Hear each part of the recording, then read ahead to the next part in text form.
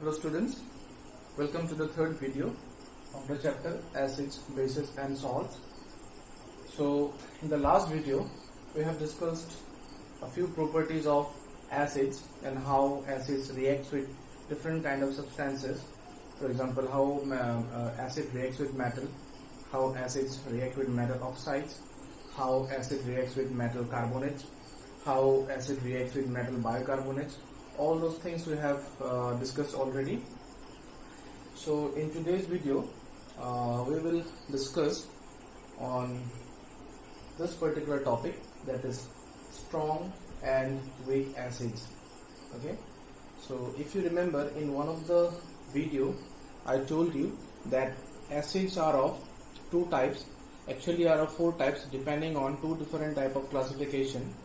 So first classification is based on their source. So they are called, on the basis of the source, they are called organic acid and mineral acid, and on the basis of their property they are called as strong acid and weak acid. Okay, so what is the concept behind this? Which acids are called strong and which acids are called weak acid? So first of all you have to understand that one. Okay, we will come to the definition of strong acid, but first of all you understand how these things and how the definition actually comes into play. So when we talk about acid, normally after watching 2 or 3 videos, I think you have the idea what is an acid. So acids are those substances which taste sour. Not only they taste sour, but they also have some other chemical properties. For example, they have the ability to release H plus ion. Okay, so the ability of releasing H plus ion is very important. That is the first and foremost criteria, the main criteria which describes an acid. So acids are those substances which have the ability to release H plus ion. Okay, but the thing is, they cannot release the H plus ion without that means in the absence of water. Okay, so because the H plus ion that an acid is supposed to release, it is not stable. This H plus ion is not stable, so it needs someone with which it can combine and give it some stability. So this H plus ion will always look for H2O, that is water molecule, and to form H3O plus ion, which is more stable. This is what we already know.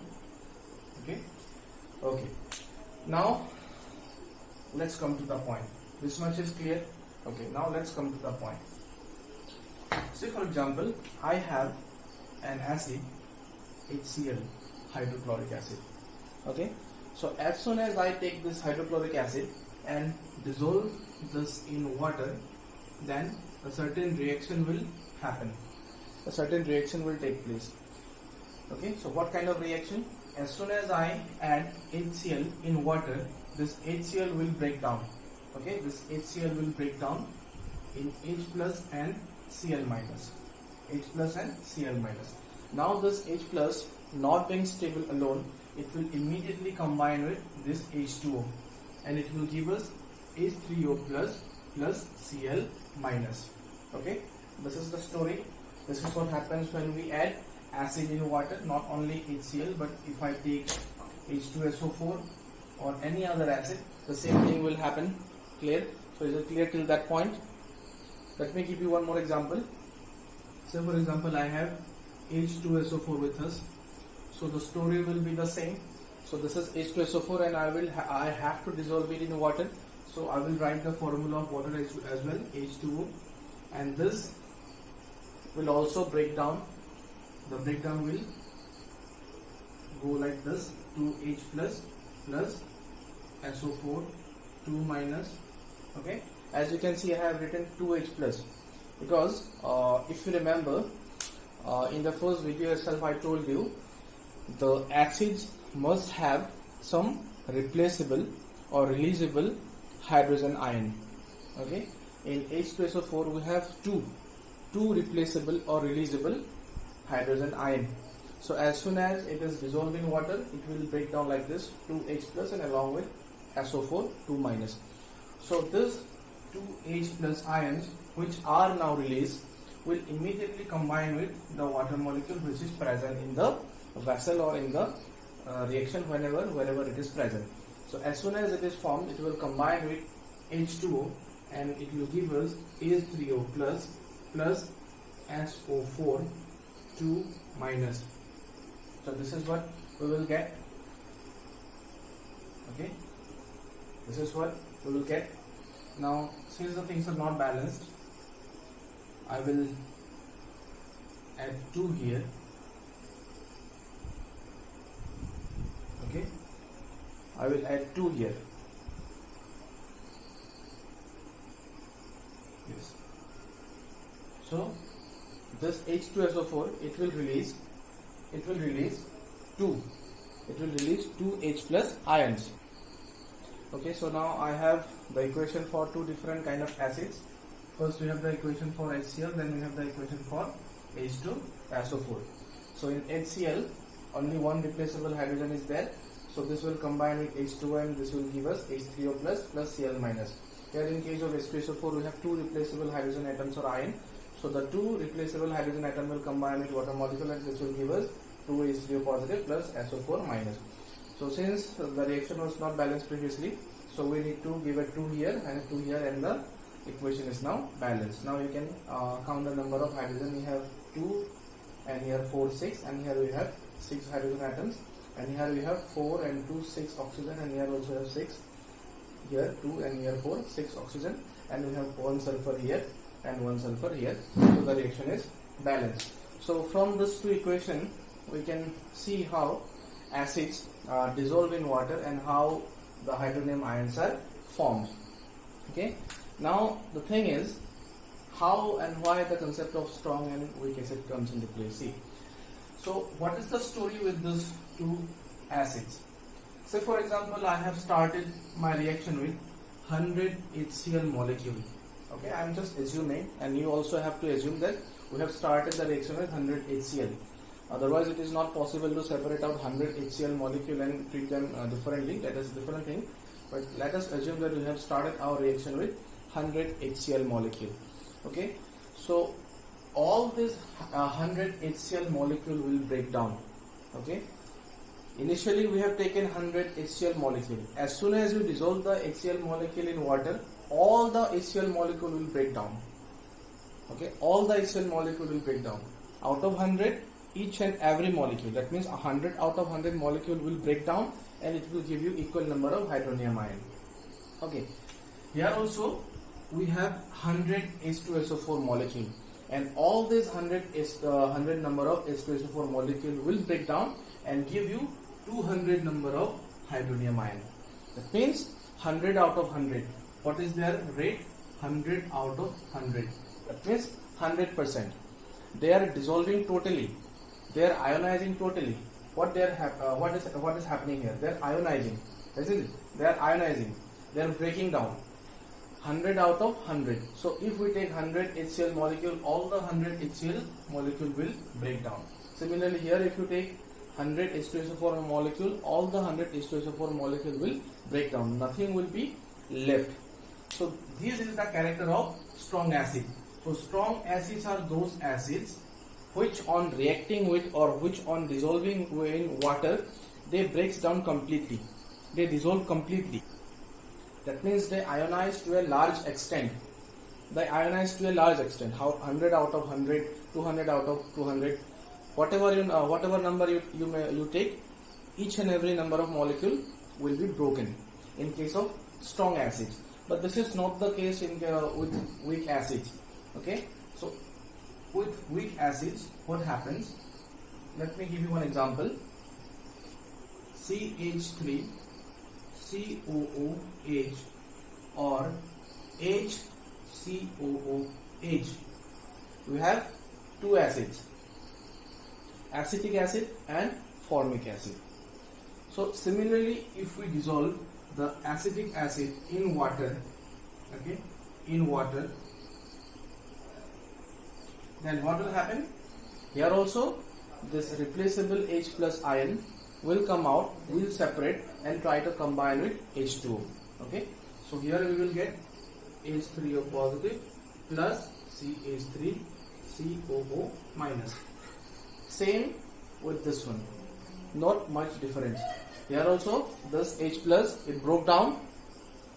Here also this HCl broke down into H plus and Cl minus. Here also this CH3COOH broke down into H plus and CH3COO minus. Okay, so same thing will happen here as well.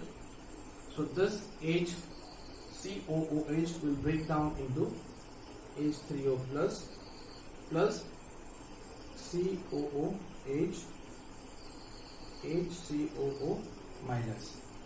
Okay, now the thing is, here if we take 100 number of acetic acid, then out of this 100, not all 100 molecule will break down.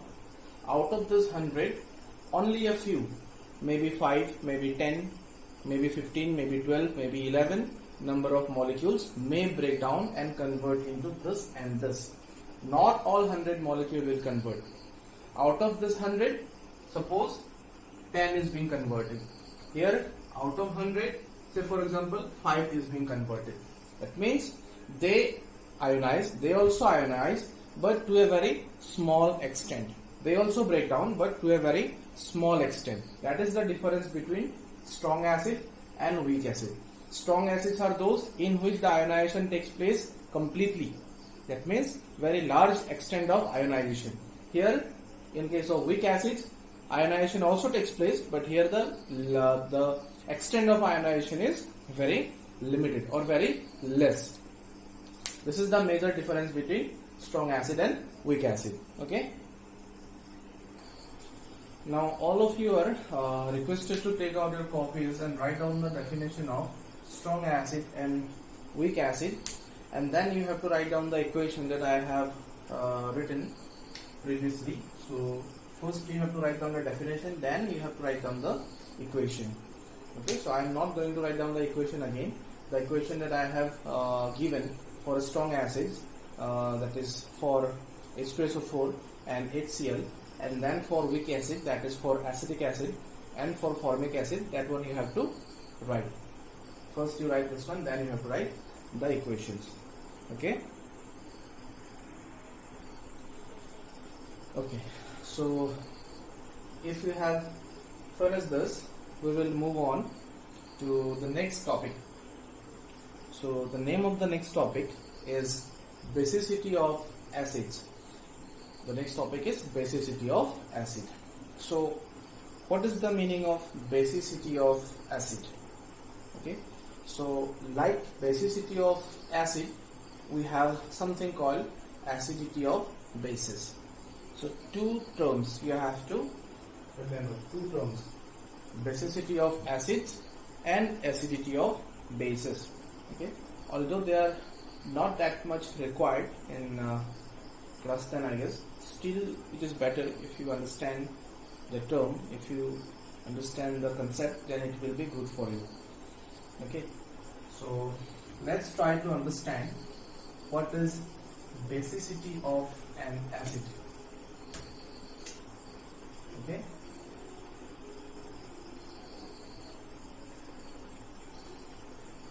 basicity of an acid. What is the meaning of basicity of an acid? Okay, so basicity of an acid is the property of an acid which is related to the number of replaceable hydrogen atom which is present in the acid molecule. Okay, is it difficult to understand? Okay, now listen carefully. Basicity of an acid is the property of an acid which is related to the number of replaceable or releasable hydrogen ion or atom present in the acid. Okay, HCl, H2SO4, okay, H3PO4, okay, then HNO3, then CH3COOH, CH3COOH. So we have in total 5 number of acids, and I am going to tell the number of basicity of each of the acids and based on that you have to make an assumption, you have to make an idea what does basicity of an acid means. So in HCl the basicity is 1, in H2SO4 basicity is 2, in H3PO4 basicity is 3. That means, as you can see, the number of basicity or the basicity of all the acids are increasing with the increasing number of hydrogen atoms or ions. So here we have only one hydrogen atom, we have basicity equal to 1. Here we have 2 hydrogen atom, the basicity is 2. Here we have 3 hydrogen atom, basicity is 3. Here we have 1 hydrogen atom, basicity is 1. Okay. So now accordingly, how many number of hydrogen are here? 1, 2, 3, 4. So the basicity will be 4. Correct? Will the basicity be 4? No. Wrong. Basicity is not 4 in this case. Here also the basicity is 1. If some of you are thinking why not 4, then let me tell you. If some of you are thinking why not 4, then let me tell you. Basicity is something which is related to the number of what? Replaceable hydrogen atom or ion. Here we have 1, 2, 3, 4 hydrogen atom. Good, correct. But all the hydrogen atoms are not replaceable. If you remember, I had drawn the diagram of this one, acetic acid, in one of the videos. So how it looked like? C is 3. Here we have then C, double one O and OH. Okay, so this was the structure of acetic acid. In acetic acid, no doubt we have 1, 2, 3 and 4 hydrogen atoms, but not all the 4 hydrogen atoms are replaceable. Not all atoms are replaceable. This one is fixed at its position. This one is fixed at its position. This one is also fixed at its position. We have only one replaceable hydrogen here. This hydrogen which is near this O, this is only replaceable. Okay, so now I think you have the knowledge what is basicity of an acid. So basicity of an acid is the number of replaceable hydrogen atoms present in the molecule. Here it is 1, here it is 2, here it is 3, here it is 1, here it is not 4 but 1. If you tell the answer as 4, it will be wrong. The answer is 1 because the replaceable hydrogen atom is here only 1. So I think basicity is clear. Now, do you have is the question coming to your mind why like the number of hydrogen atoms are called basicity and why not acidity? Why they are called basicity? Okay, why they are called basicity? The question should come to your mind. Okay, let me explain you. Let me explain. In order to explain this, I will take 3 different acids having different value of basicity. I will take HCl whose basicity is 1.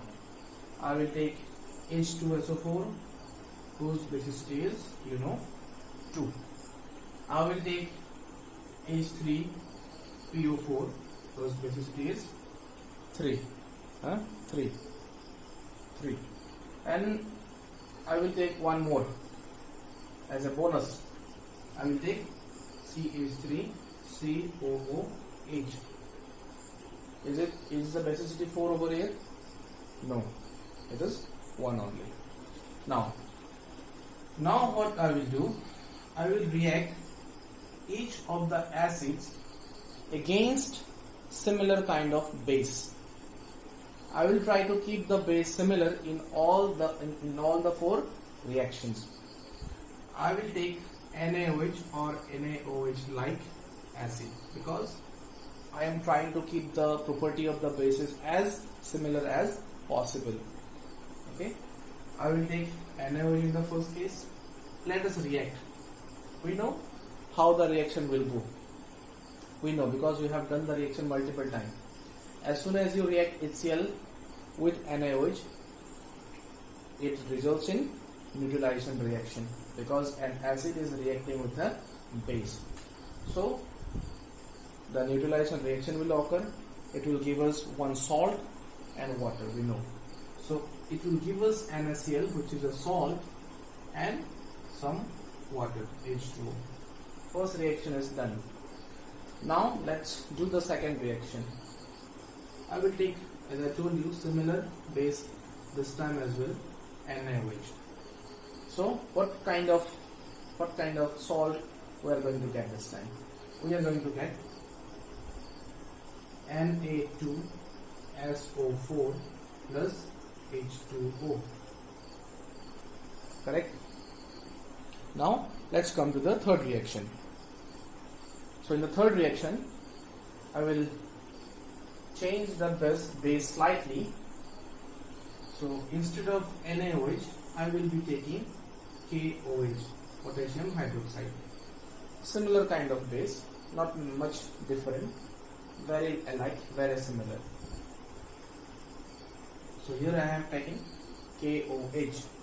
Now the reaction will be like K3PO4 plus H2O. Okay, so we have three reactions. So what do you observe in the three reactions? Yes, we will come down to this later on, but now keep your focus on these three reactions. HCl reacts with NaOH and gives this and this as a product. This reaction is totally 100% correct. The reaction is balanced. Everything is good. Here, take a look. Is the reaction balanced? The second reaction. Is the reaction balanced? Obviously not. The reaction is not balanced. As soon as you observe, you will see that here the number of sodium is 1, here we have number of sodium 2. So the number of sodium is not similar. So to make it similar, we will add 2 here. Now see, we have 2 hydrogen over here and 2 here. So total 4 hydrogen. Here we have only 2 hydrogen. So let's make it 2. 2 H2O. Now the number of hydrogen is balanced. 2 and 2, 4 hydrogen. Here also 4 hydrogen. Now how many sulfur? 1 sulfur here, 1 sulfur here. Sulfur is also balanced. Number of oxygen. Here we have 4, here we have 2, so 6, and here also we have 4 plus 2, 6. Oxygen is also balanced. Now number of sodium, 2 and 2 balanced. So everything is balanced out. Okay. Now let's come to the third reaction. Here also quite obvious that the reaction is not balanced. So in order to make it balanced, you have to add 3 here, and then what we have to do? How many number of hydrogen we have got here? 3 and 3, 6, and here we have only 2. So let's make it 6 using 3. Now check the number of oxygen. Here we have 4 and 3, 7 oxygen. Here also we have 4 and 3, 7 oxygen. Here also we have 3 potassium, and in total how many hydrogen? 3, 3, 6. Here also we have 6. So rest is balanced. Yes, also phosphorus. 1 phosphorus here, 1 phosphorus here. Everything is balanced now. Now for a while, let's forget this reaction. Now see what is happening. Here, in order to balance the reaction or to neutralize the entire reaction, we needed one base, only one base. Here is nothing, means there is a 1. As soon as you give one base, the entire reaction was neutralized. In the second case, in order to neutralize the reaction completely, we needed 2 base. While in the third reaction, in order to neutralize the entire reaction, we needed 3 base. That means the number of base which is required is increasing with the change in acid. That means we can come to the conclusion that here in the first case, one HCl molecule reacts with one NaOH molecule to give us NaCl and H2O. But in the second case, one molecule of H2SO4 required 2 molecules of NaOH to give us this and this. In the third reaction, one molecule of H3PO4 needed 3 molecules of KOH to give us this and this. That means you can think of it like this. In the first case, only one base was enough to destroy the acid. Only one base was enough. In the second case, we needed 2 base to destroy the acid. In the third case, we needed 3 base to destroy the acid. That means here the effort is more. That means one acid can take on 3 bases. One acid can take on 2 bases. One acid can take on only one base in this case. Understood? That means one acid is enough to neutralize 3 base. One acid is enough to neutralize 2 base. One acid is enough to neutralize 1 base. That means the basicity, more is the basicity, means more number of base will be required to neutralize one acid molecule. Here 3 base molecule was required to destroy one acid molecule. That means we can simply think that one base is enough to take on 3 bases. One acid was enough to take on 2 bases, like this. Okay, so this is basicity. Now I will give you the definition of what is basicity, and then again you have to write down the entire 3 equations, and along with the yes, let's come down to the last equation, CH3COOH. So you will tell me after watching the video. You can message me, or you can just simply comment in the video what will be the answer. How many base will be required to neutralize one CH3COOH? How many base will be required to destroy this single acid? How many? That means what is the basicity, although it has been already discussed. Okay. Yes, one more thing. Depending on the number of basicity, the acids have some name depending on the basicity. This HCl has a basicity of 1, we know. This has the basicity of 2, we know. This is the basicity of 3, we know. So depending on the number of basicity, they have some name. So those acids which have basicity equal to 1, they are called monobasic acid. They are called monobasic acid. Monobasic acid. That means one base is enough to destroy or to neutralize the acid. So those acids which have basicity equal to 2, they are called dibasic. Dibasic acid. Di means 2. So 2 base is enough to neutralize the acid. In the third case, when we have the basicity 3, they are called tribasic. Tribasic acid.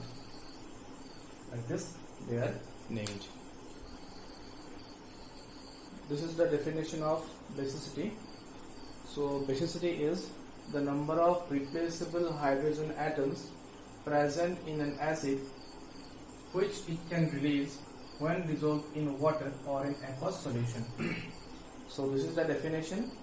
After the definition, you have to write some example, and for example you will write the equation of the 3 acids, which is HCl, H2SO4 and H3PO4, along with CH3COOH, and you have to write all the equations separately while showing the example. Okay, the example I have already done, so I am not going to write down the example again. So you have to write down the example just below the definition, and after finish writing the equation, you have to write a paragraph on how that means the acids are named depending on their basicity. So if the basicity is 1, they are called monobasic. If the basicity is 2, they are called dibasic. If the basicity is 3, they are called tribasic acid. Like this, you have to write down their names as well. So here I will finish the video, and after this video we will discuss some of the important properties of bases, and again we will take a look at some very important key reactions of bases as well. So that will be discussed in one more video. So till then, you prepare your notes well, watch the videos and try to understand well. Thank you.